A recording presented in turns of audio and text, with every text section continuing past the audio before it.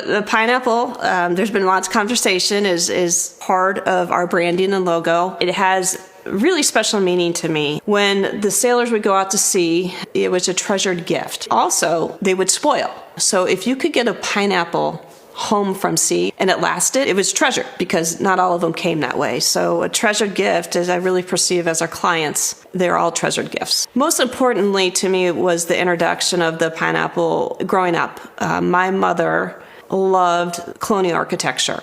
And I got to watch her build her dream house based on this architecture and the symbolization of the pineapple. And I felt when we started our business, for what that represented to me as a person, that was the perfect way of really branding what we're about. And how great is it to take a little piece of someone who was your first memory of home and helped you learn about home. How great is that to take a little piece of her with you too?